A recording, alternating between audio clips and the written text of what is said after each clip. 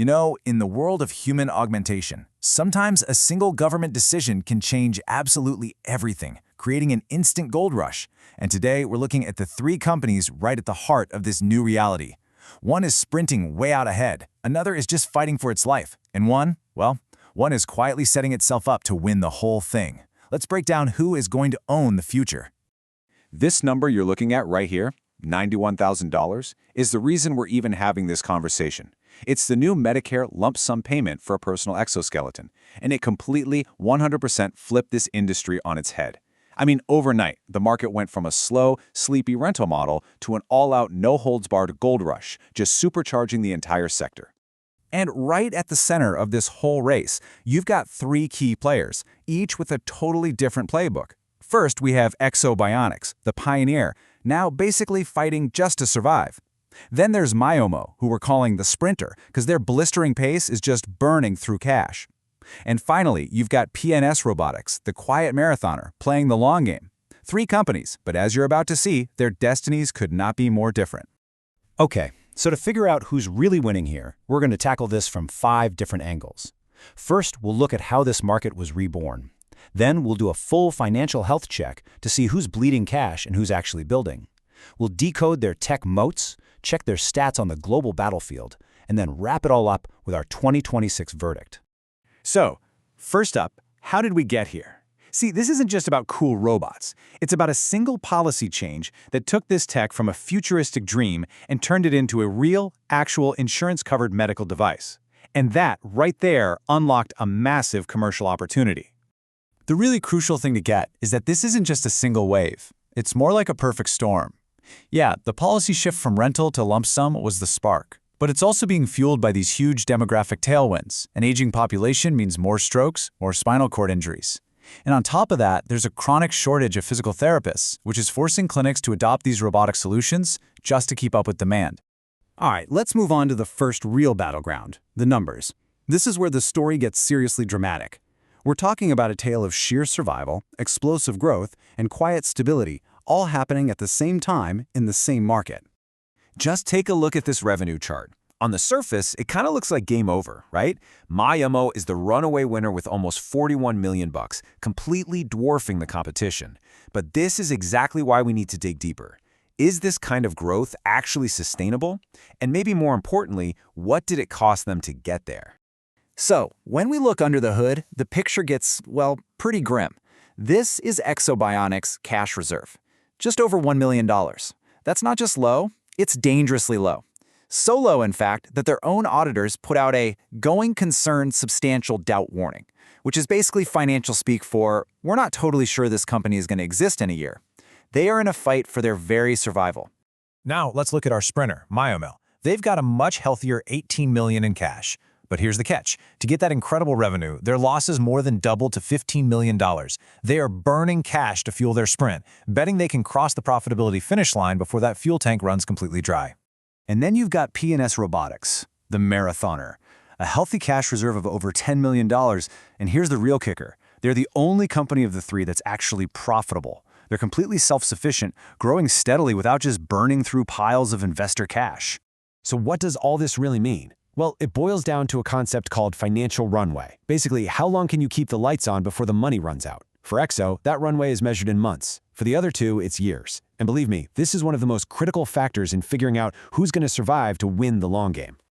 But hey, money isn't everything, right? A healthy bank account can keep you in the race, but it's the technology that actually helps you win it.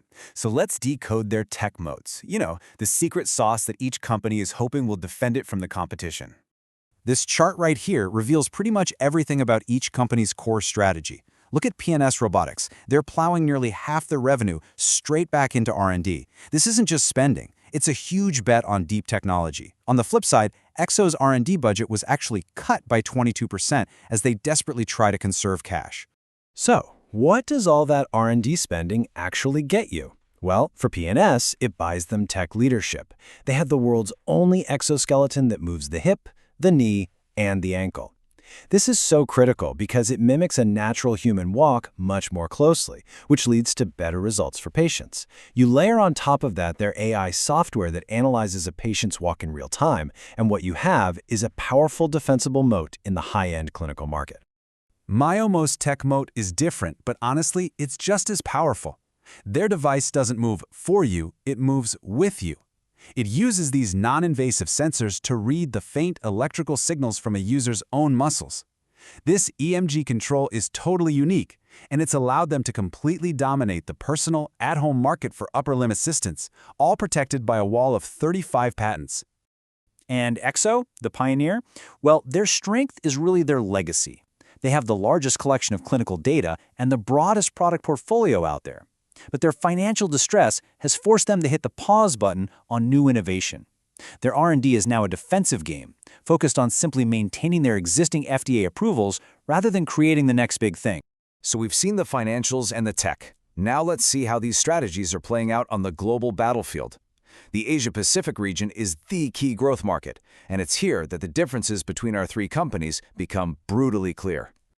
Yeah, this single table tells the entire story of the global race. P&S Robotics is the clear leader here. They've got a deep distribution network, and they're fully certified in the massive Chinese market.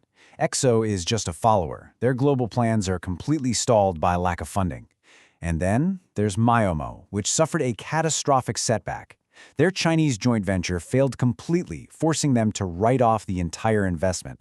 Total loss. Analysts have not minced words about this. One report called Myomo's failure their Waterloo in China, a direct shot at their lack of experience in managing complex international risks. So, while they were sprinting ahead in the US market, they stumbled badly on the global stage. Okay, so after weighing the money, the tech, and the global strategy, it's time for the verdict. Who is actually positioned to win this thing?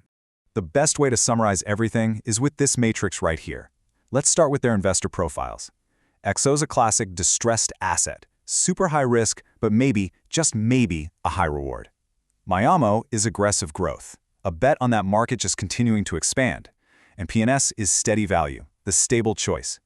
Now for their biggest risk. For Ekso, it's simple, survival. For Myomo, it's policy risk. Their entire model depends on Medicare. And for P&S, it's future competition. Finally, their tech moat. Ekso has the data, Myomo has the patents, and P&S has the complexity. So, where does each company go from here? Here's what you need to watch in the next year. For Ekso, it's all about a Hail Mary merger to become Chronoscale Corp. Their entire survival hangs on it. For Myomo, the question is simple. Can they finally turn all that revenue into actual profit? And for P&S, watch for the launch of their new HealerBot as they try to extend their tech dominance into new areas. And this all brings us to our final question. The race for the future of human augmentation is really being run on three parallel tracks. So, will the winner be the one who simply survives, the one who runs the fastest, or the one with the most stability and endurance? The answer is going to define this industry for the next decade. This analysis was brought to you by our friends at HDIN Research. If you want to dive even deeper and explore all the data, you can find their full report at their website. Thanks for watching.